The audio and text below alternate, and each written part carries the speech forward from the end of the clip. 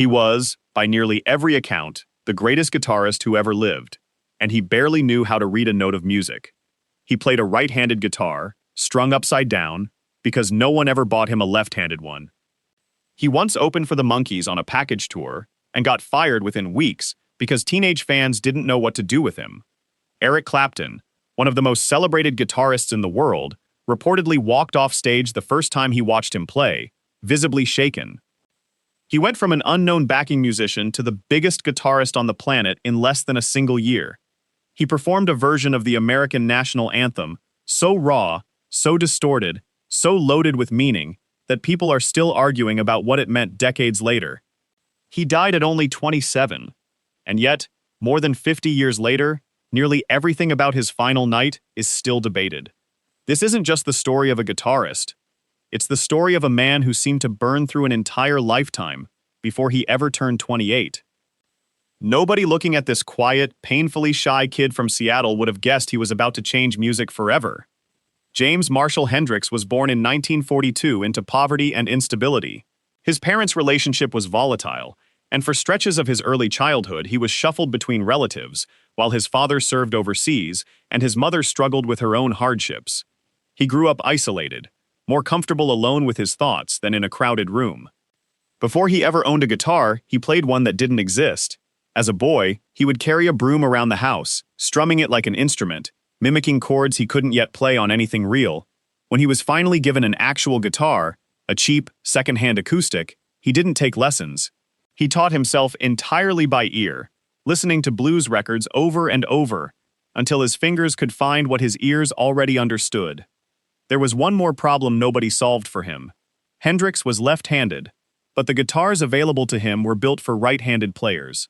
Instead of waiting for the right instrument, he simply flipped the guitar upside down and restrung it, teaching himself an entirely unconventional way of playing that no method book could have taught him. He wasn't learning music the way everyone else was. He was inventing a language no one had heard before. Nobody expects the United States military to accidentally produce a rock legend, but for Jimi Hendrix, that's almost exactly what happened. In 1961, facing limited options and legal trouble from a stolen car incident, Hendrix enlisted in the U.S. Army. He was assigned to the legendary 101st Airborne Division, training as a paratrooper, a demanding, physically brutal role that seemed worlds away from music. But even in uniform, he kept a guitar close, playing whenever he had free time, often to the irritation of superiors who didn't understand why a soldier cared more about chord progressions than discipline. An injury sustained during a jump ultimately led to his early discharge from the Army in 1962, cutting his military career short. It was during this period, though, that Hendrix formed one of the most important relationships of his life, meeting bassist Billy Cox, a fellow serviceman who shared his obsession with music. The two began playing together almost immediately, a musical partnership that would follow Hendrix for the rest of his career. Without the Army, Hendrix and Cox never meet, and without that meeting, the chain of collaborations that eventually built the Jimi Hendrix experience may never have existed at all. The Army ended. The real battle was just beginning. For years after his discharge, Hendrix did what most young black musicians trying to break into the industry were forced to do. He played for other people's spotlight. He toured and recorded as a backing guitarist for some of the biggest names in American R&B and soul, Little Richard, whose demanding perfectionism famously clashed with Hendrix's habit of showing off, the Isley Brothers, saxophonist King Curtis, and Wilson Pickett. He was talented enough to be hired again and again, but never given room to be anything more than a hired hand standing several steps behind the star. He was underpaid, overworked, and constantly reminded that his job was to support, not to shine. Band leaders wanted a tight, disciplined guitarist standing quietly in formation, not someone who wanted to bend notes into feedback and improvise past the edges of the arrangement. America had the greatest guitarist of his generation working in its backing bands, and it barely noticed. It took one person, an English musician and former bassist for the Animals, to see what an entire industry had missed. His name was Chas Chandler, and he was about to change everything. In 1966, Chas Chandler watched Hendrix play in a small New York club, and immediately understood he was looking at something the world hadn't seen yet. He convinced Hendrix to leave the United States and come to London, promising to build a band around him, instead of hiding him inside someone else's. Chandler kept his word. Within weeks, the Jimi Hendrix Experience was formed, pairing Hendrix with bassist Noel Redding and drummer Mitch Mitchell, a tight, explosive three-piece built entirely to showcase what Hendrix could do. London's music scene noticed almost instantly.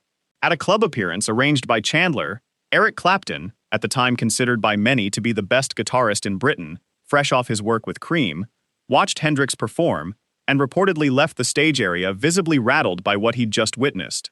Word spread fast. Jeff Beck, Pete Townsend of The Who, and members of the Beatles and the Rolling Stones all began showing up at Hendrix's shows, drawn by rumors of a guitarist, unlike anything they'd encountered. Within months, Hey Joe and Purple Haze turned the Jimi Hendrix Experience into a sensation across Britain. America had let him walk out the door as a backing musician. Now America wanted back the guitarist it had ignored. By June 1967, Hendrix's reputation had crossed back over the Atlantic, but most American audiences still hadn't seen him for themselves. That changed in a single performance. At the Monterey Pop Festival, introduced to the crowd by Rolling Stones guitarist Brian Jones, Hendrix delivered a set that ended with an image that would define rock and roll iconography for generations, kneeling over his guitar, dousing it in lighter fluid, and setting it on fire as it rang out feedback into the California night. The gesture wasn't random showmanship. Hendrix later described it as something closer to a sacrifice, an offering to the instrument and the moment itself. The crowd, many of whom had never seen him play before that afternoon, watched in stunned disbelief as flames rose from the guitar he then smashed to pieces. Cameras captured it. Television and print media spread the image across the country within days.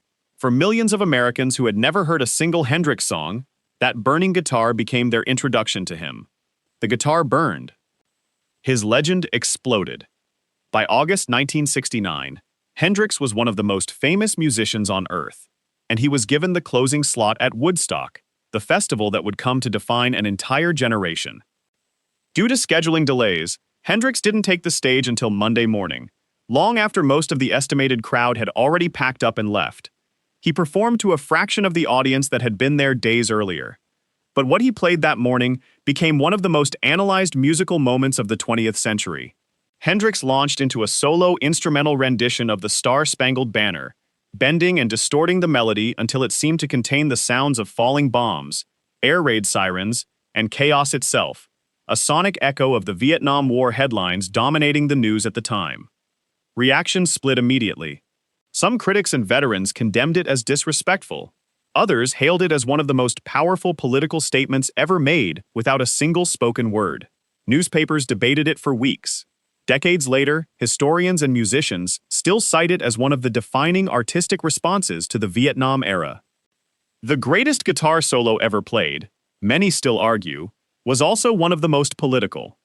From the outside, 1969 and 1970 looked like the peak of Hendrix's career. Sold-out arenas, magazine covers, a level of fame few musicians in history had ever reached that quickly. From the inside, the picture looked very different. The touring schedule was relentless, pushing Hendrix through city after city with almost no time to rest or write. Financial disputes with managers and business partners drained his energy and his trust, leaving him tangled in contracts and conflicts he never fully understood. Drug use, already part of the era's culture, escalated under the pressure of constant performance and constant public scrutiny. Friends and collaborators who had known him since his quieter, backing band days began noticing the change. The playful, endlessly curious musician they remembered seemed exhausted, frustrated by an industry that wanted him to keep repeating the guitar-burning spectacle of Monterey rather than let him grow as an artist. He wanted to experiment, to build his own studio, to push his sound into new territory. The machine around him wanted more of what already sold tickets. The world saw a superstar at the absolute height of his powers. His friends saw someone quietly falling apart. What's known about Hendrix's final 2 days comes from a patchwork of witness accounts, official reports, and details that have never fully lined up. And more than 50 years later, some of it is still disputed. On September 17, 1970, Hendrix spent part of the evening in London with Monica Dannemann, a companion he had been staying with in the days prior. Accounts describe the two attending a party and later returning to Dannemann's apartment. At some point that night, Hendrix took sleeping pills, a stronger dose than he was accustomed to, along with wine. The exact sequence and timing of what happened next has never been fully agreed upon, even among the people present. By the early morning hours of September 18th, Hendrix was unresponsive. There have been long-standing questions about exactly when an ambulance was called and how much time passed between Dannemann finding him and emergency services arriving. He was taken to St. Mary Abbott's Hospital in London, where he was pronounced dead shortly after arrival. The official inquest concluded that Hendrix had died from asphyxiation, related to inhalation of vomit while under the influence of sleeping medication and alcohol, ruling it an accidental death without sufficient evidence of clear intent. But over the decades, journalists and biographers have pointed to inconsistencies in witness timelines, conflicting statements, and unanswered questions about the hours leading up to his death. No credible investigation has ever overturned the official ruling, but the uncertainty around those final hours has never fully gone away either. At only 27 years old, the greatest guitarist alive was gone. In the decades since his death, Hendrix has become one of the founding names of what's now known as the 27 Club, a list of influential musicians who all died at that same age, a pattern that has fueled endless fascination and speculation. Alongside the official account of his death, a persistent undercurrent of alternative theories has followed Hendrix ever since. Some have speculated about involvement from managers with financial motives. Others have floated theories involving organized crime, pointing to Hendrix's well-documented conflicts over money and contracts in his final years. None of these theories have ever been substantiated by credible evidence, and most serious biographers and journalists treat them as speculation rather than established fact. Separately, real mysteries do surround his unfinished work. At the time of his death, Hendrix was reportedly deep into recording sessions for a planned double album, with dozens of hours of material left unfinished. Some of those recordings were eventually released posthumously in various forms over the following decades, while questions about exactly how much unreleased material still exists have never been fully settled. Separating verified fact from decades of rumor isn't always simple, but the honest version of Hendrix's story doesn't need embellishment to be extraordinary. It already is. Jimi Hendrix was only at the center of the music industry's attention for roughly 4 years, from his London breakthrough in 1966 to his death in 1970. And yet, more than half a century later, his influence still runs through nearly every genre built around the electric guitar. Prince cited him as a foundational influence throughout his career. Stevie Ray Vaughan built much of his sound on the blues rock foundation Hendrix pioneered. Eddie Van Halen, John Mayer, Slash, and members of Metallica have all pointed to Hendrix as the artist who redefined what the instrument was capable of. Guitar magazines and musician polls have repeatedly named him the greatest guitarist of all time, decades after his death, ahead of players who had far longer careers to build their legacies. Music schools still study his techniques. Engineers still analyze his studio innovations, particularly his groundbreaking use of feedback, distortion, and effects that most guitarists of his era considered mistakes to be avoided rather than tools to be mastered. He only had 4 years at the top. Most legends needed 40. He couldn't read music. He played an upside-down guitar built for someone else's hands. America overlooked him, buried in someone else's backing band. London crowned him within months of ever setting foot there.